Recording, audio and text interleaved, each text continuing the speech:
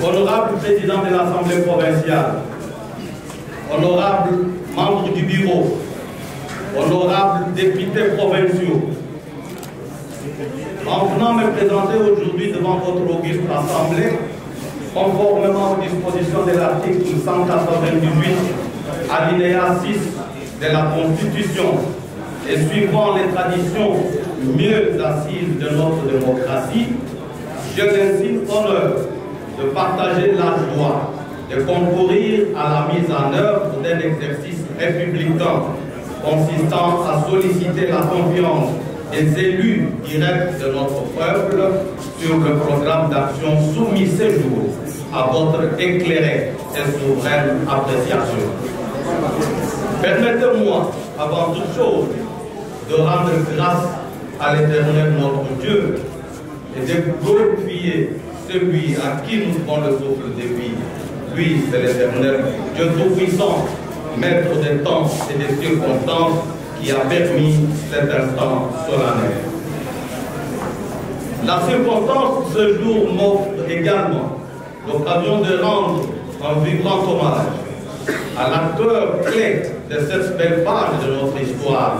J'ai cité son Excellence Félix Antoine Tshisekedi Tshilombo, président de la République, chef de l'État, à qui je réitère mes remerciements pour la confiance qu'il a témoignée en acceptant de me confier cette lourde charge par la signature de l'ordonnance numéro 24/043 du 5 juin 2024 portant investiture du gouverneur et du vice-gouverneur de la province de Kasai central.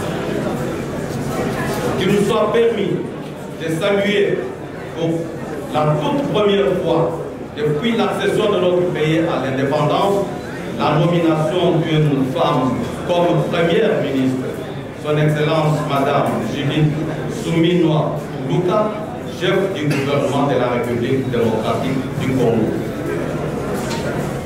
Mes sentiments de gratitude s'adressent également à vous tous, honorables députés provinciaux, élus légitimes de notre peuple, victorieux de dernières échéances électorales, pour avoir accepté d'interrompre vos vacances parlementaires afin de venir participer à cette session extraordinaire. Ceci témoigne de l'urgence que vous accordez à l'installation d'un nouveau gouvernement pour prendre leur aide. Je sais que les centres kassaïens nous regardent. Je sais qu'ils ont hâte de nous voir à l'heure et attendent beaucoup de nous. C'est aussi pour moi l'occasion de vous exprimer, à titre personnel, le double sentiment de fierté et de responsabilité que je trouve en ce grand moment de l'histoire de notre province de Kasai central. Fierté de vivre dans une province bénie qui a toujours su, en dépit des faiblesses qui jalonnent son histoire, déjouer les pronostics apocalyptiques de tout genre jetés sur son sort et, en même temps, s'offrir des perspectives audacieuses de nature à redonner espoir et foi en l'avenir aux masses populaires de toutes les couches sociales, celles des plus faibles en terre. Responsabilité réelle, parce qu'en tant que citoyen, je suis autant honoré de pouvoir conduire en qualité de gouverneur de province l'exécutif provincial. Honorable président, honorables membres du bureau, honorables députés provinciaux, l'ambition de mon gouvernement est de se hisser à la hauteur de leurs attentes, je parle des attentes de nos populations, afin de mériter sans cesse de leur confiance. Notre province a plusieurs défis à relever à ce jour. Chacun de mes prédécesseurs a certainement fait ce qu'il pouvait. À notre tour, maintenant d'agir en usant des armes et à toute une meilleure gouvernance, excluant la mollesse administrative qui sacrifie l'intérêt public sur l'autel de l'impunité et des antivaleurs. Honorables députés, Le Kasaï central, notre province, a besoin d'actions cohérentes et des résultats palpables à tous les niveaux et en toute matière. Il est en quête d'acteurs imprégnés de valeurs fortes. S'il vous plaît, qu'est-ce qui ne va pas là-bas? S'il vous plaît. La police n'a pas ouvert. S'il vous plaît.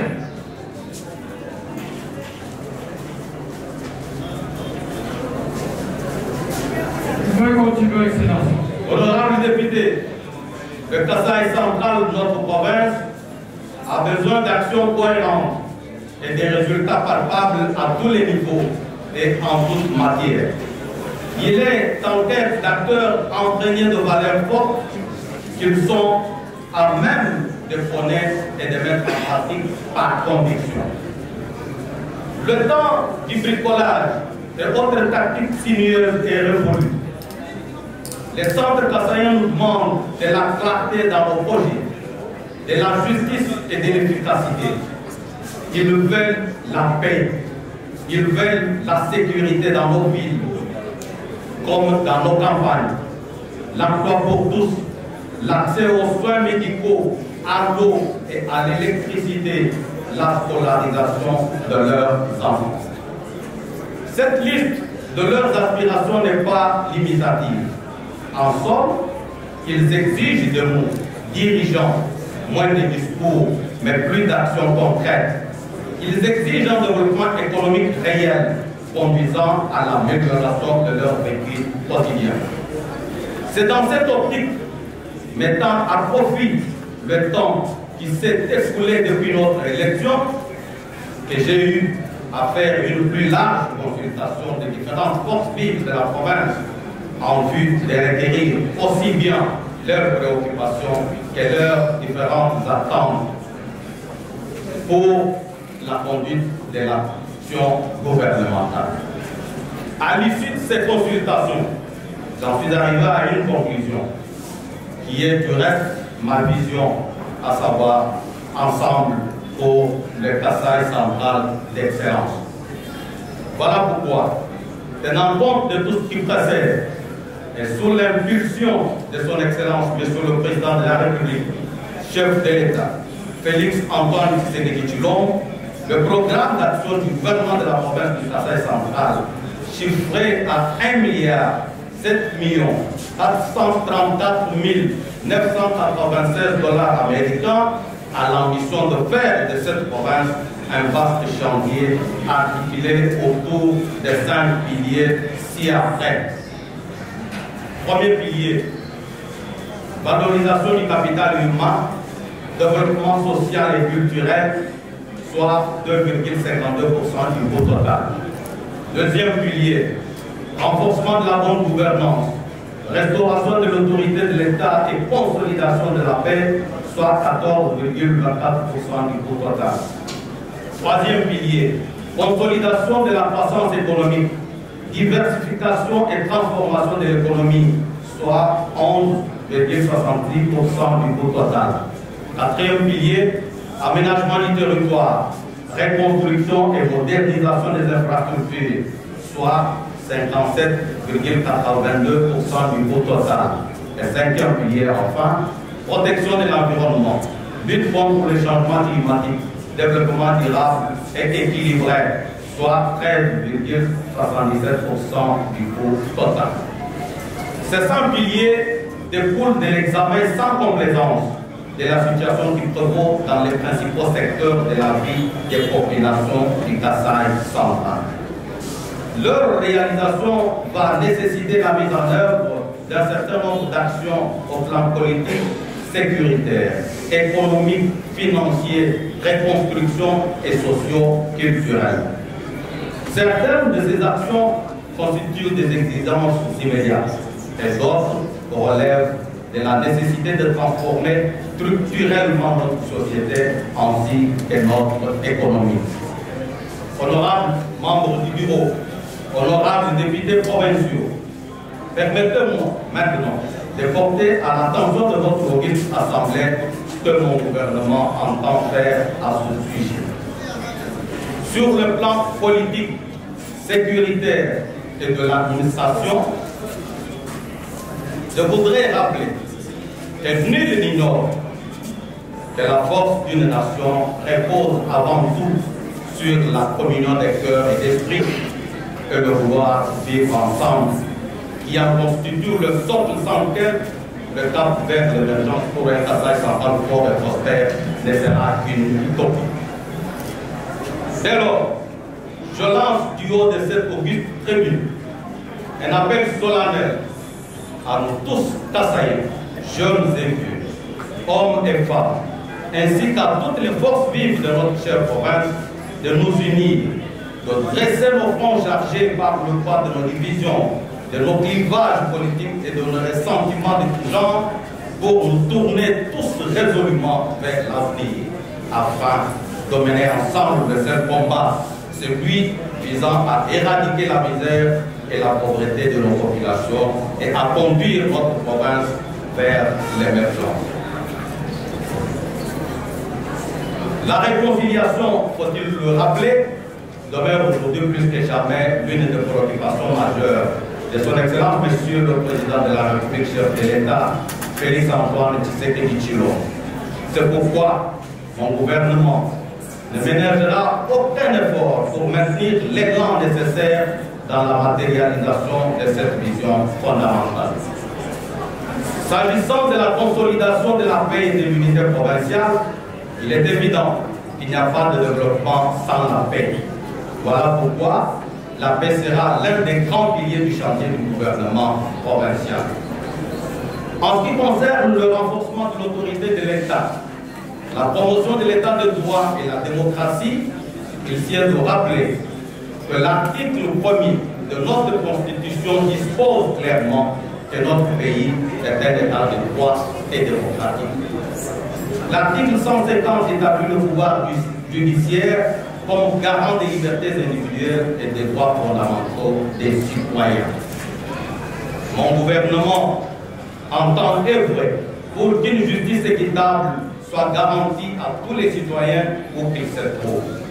L'objectif étant bien entendu de faire de la justice l'épine dorsale de notre gouvernance, facteur qui fera du Kasaï central un état de droit où tous les citoyens sont égaux devant la loi. Je demeure persuadé qu'aucune lutte contre les antivaleurs que nous dénonçons tous n'est possible sans une justice libre et indépendante qui soit véritablement à la hauteur des enjeux. Ne dit-on pas que seule la justice élève une nation? Ma conviction est qu'une justice boiteuse demeure l'un des facteurs majeurs du sous-développement. M'inscrivant dans la vision du chef de l'État, Félix-Antoine Tshisekedi Tshilombo, les services de renseignement seront humanisés et rendus davantage capables d'anticiper et de prévenir les événements, aussi bien en matière sécuritaire que dans les autres domaines de la vie dans notre province. Vous conviendrez avec moi que le renforcement de l'autorité de l'État implique pour nous l'obligation de disposer au Kasaï central d'une administration publique efficace, tournée vers le développement et digne d'un État moderne. Sur le plan de l'économie et des finances, ma conviction la plus profonde est que la modicité de nos ressources propres est le fait, entre autres, de l'inefficacité et de la qualité des services impliqués dans la mobilisation des recettes, de notre dispositif de lutte contre la fraude et la corruption résultant d'un système non informatisé ainsi que de l'absence d'une culture fiscale. C'est pourquoi mon gouvernement entend mettre sur pied une politique innovante en la matière afin de mettre un terme à cette faiblesse. Honorables membres du bureau, honorables députés provinciaux, les finances publiques constituent la clé de voûte des actions inscrites au programme d'action du gouvernement provincial. Dans le cadre de la gestion des finances publiques, la priorité sera accordée par mon gouvernement à l'accroissement des recettes budgétaires et à la rationalisation des dépenses. En ce qui concerne les recettes, mon gouvernement fera en sorte que la totalité des recettes devant être mobilisées par les régies financières puissent être canalisées effectivement dans le trésor public. À cet effet, un tas de mesures sera mis en place consistant notamment à lutter contre le coulage des recettes, l'évasion et la fraude fiscale, veiller à la mise en circulation des emprunts de valeur sécurisés, informatiser le système fiscal en matière de déclaration et de perception des impôts. S'agissant des dépenses, mon gouvernement va s'assurer davantage de la qualité de la dépense et de la régularité des procédures budgétaires. Dans le même élan, mon gouvernement s'emploie à faire respecter rigoureusement la loi sur les marchés publics et à faire de l'appel d'offres le mode par excellence de passation de marchés publics. Parce que nous parlons des investissements et autres conduites des affaires, je voudrais vous faire part de la volonté qui anime mon gouvernement à favoriser, à travers un accompagnement spécifique et particulier, l'émergence des grands hommes et grandes femmes d'affaires du taille centrale. En fait, il ne me paraît pas juste que dans une province comme la nôtre, que l'on continue à s'accommoder de la triste réalité qui voudrait que les grandes fortunes n'appartiennent à des étrangers et que les autochtones les fourrent derrière leurs petits intérêts. Face à cette situation, mon gouvernement, fort de la volonté de toujours placer l'homme au centre de ses actions, entend œuvrer pour la diversification de l'économie et pour une croissance véritablement inclusive, c'est-à-dire impliquant une plus large participation de la population tant au processus de création des richesses qu'au partage des fruits de la dite croissance. S'agissant de la diversification de l'économie, mon gouvernement projette des actions ci-après. La redynamisation de l'agriculture vivrière, industrielle et pérenne, la pêche et l'élevage. La consolidation de la base industrielle en favorisant une plus large transformation locale des produits agricoles et l'implantation des parcs agro-industriels. Le développement et la rentabilisation du tourisme. Ce secteur mérite donc toute notre attention en raison de son caractère intensif en main-d'œuvre ainsi que de sa capacité à contribuer efficacement à la lutte contre la pauvreté, laquelle est aujourd'hui aggravée par une véritable crise alimentaire et nutritionnelle, chose inconcevable dans une province comme la nôtre. Sur le plan des infrastructures et reconstructions, s'agissant de la modernisation des infrastructures et l'aménagement du territoire provincial, mon gouvernement entend poursuivre la mise en œuvre d'une politique cohérente des investissements contenus en infrastructures de base et communautaires. Il s'agit notamment des transports et voies de communication par la modernisation et la construction de routes d'intérêt provincial et celles des desserts agricoles pour interconnecter la province et les territoires. En réalité, la réalisation de ces investissements constitue la principale attente de nos populations et la condition nécessaire pour le développement de notre province. Mon gouvernement entend donc y consacrer une part notable de moyens publics ainsi que le recours aux sources de financement innovantes, notamment la promotion du partenariat public-privé. Permettez-moi de saisir cette occasion pour réaffirmer clairement la disponibilité de mon gouvernement à toujours demeurer ouvert aux propositions émanant des représentants de notre peuple que vous êtes concernant la marche de notre chère province. Ma détermination est de travailler en harmonie avec vous, les élus, afin d'être à l'écoute et exclusivement au service de notre peuple. Sur le plan social et culturel, au titre de ce secteur se rapportant à l'amélioration des conditions sociales, il s'agit notamment de l'éducation comme clé du changement et principal ascenseur social, de l'accès aux soins de santé pour tous, d'œuvrer efficacement en vue de résoudre le problème de l'accès à l'eau et à l'électricité qui se pose aujourd'hui sur toute l'étendue de la province. Parmi ces pistes coulées sous forme d'action, il y a lieu de garantir l'accès à l'eau potable à la population, développer notre potentiel hydroélectrique ainsi que des énergies vertes et renouvelables, réaliser les projets de forage d'eau et la construction des mini-centrales hydroélectriques solaires dans les différents territoires, attirer les investissements et mieux coordonner les différentes interventions entreprises. Dans ce même chapitre social, permettez-moi d'évoquer succinctement la question de l'autonomisation de la femme et la promotion de la jeunesse.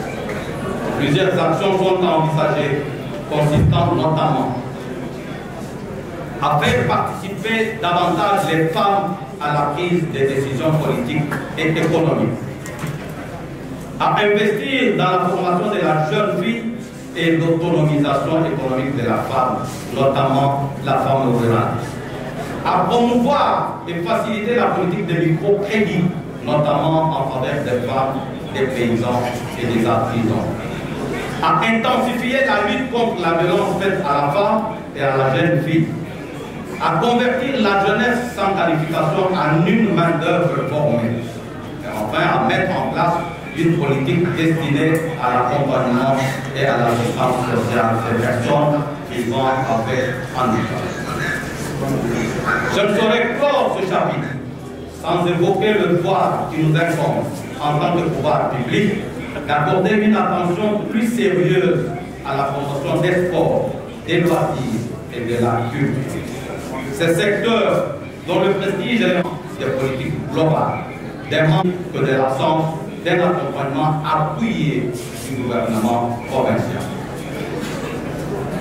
En ce qui concerne la protection de l'environnement, lutte contre le changement climatique et le développement durable, il y a lieu de noter.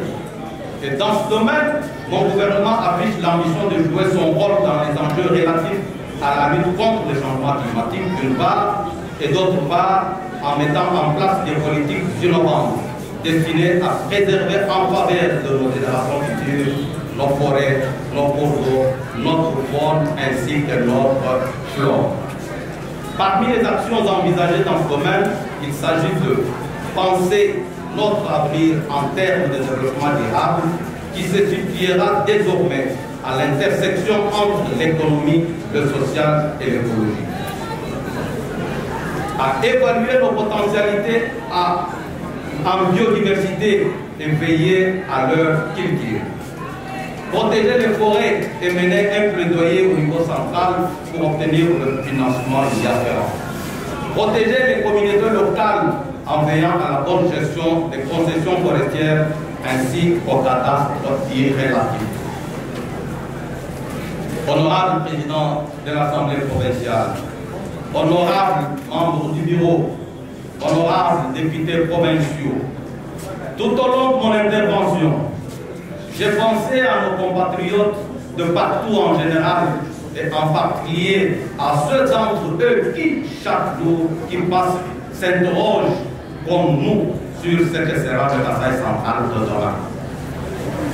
Je pensais à leur courage admirable à résister face à toutes sortes de turbulences qui ont pu jalonner et qui jalonnent encore sa marche vers le salut. La marche d'une nation est comme la vie des hommes. Elle est faite de hauts et de bas. Mais il est un moment où il faut savoir aider la province de Kasaï central à véritablement prendre son envol.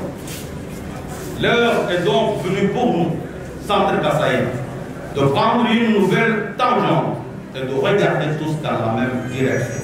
C'est pourquoi, en me présentant devant vous ce jour, je ne suis pas venu seulement solliciter votre confiance, mais aussi votre conscience. Confiance et conscience dans ce que nous avons à construire ensemble, chacun dans son rôle. Confiance et conscience dans la mutualisation de nos efforts et de nos intelligences, afin de permettre à notre province de relever le défi de son redressement. Son redressement prendra certainement du temps. Il sera long, mais nous le réussirons. Nous sommes conscients de l'ampleur de la tâche et de l'étendue du travail à accomplir. Et nous avons foi et confiance en la capacité des centres Kassaïens à relever des défis, même là où plus personne n'y croit. Mon souhait est que nous œuvrions ensemble pour qu'à la fin de cette législature, nous offrions à nos enfants les raisons de se sentir de nouveau fiers d'être du Kasaï central et de regarder l'avenir avec plus de confiance. Honorables députés provinciaux, je ne crois pas en la capacité d'un seul homme à changer le destin d'une nation, ou encore d'une province. Je crois en revanche en la force que peut engendrer une union des cœurs et des esprits. Rien de tout ce qui vient d'être dit n'est possible sans une union sacrée de la nation. Il faut impérativement que les uns et les autres puissent comprendre que l'heure est venue pour que nous puissions mentalement quitter le passé et rejoindre le présent afin d'ouvrir ensemble l'avenir. C'est pour cette raison que j'en appelle à l'esprit de résistance contre la fatalité, le renoncement, les compromissions et la démission face aux responsabilités. J'en appelle à une vraie révolution, celle des mentalités, celle des comportements, celle d'élargir en politique en particulier. J'en appelle à un sursaut patriotique comme jamais notre province n'en a connu. Nous devons ensemble porter cette grande et belle ambition du Kasaï central d'excellence. C'est maintenant ou jamais. Honorable président de l'Assemblée provinciale, honorable membre du bureau, honorables députés provinciaux, élus légitimes de notre peuple, voilà le condensé du programme d'action du gouvernement provincial que j'ai l'honneur de diriger et pour lequel je viens solliciter de votre Assemblée le cœur vibrant et plein d'optimisme, un vote d'approbation net et sans faille en vue de son investiture. Faisant d'une pierre deux coups, permettez-moi, honorables députés, de vous présenter les membres de mon gouvernement ici présents.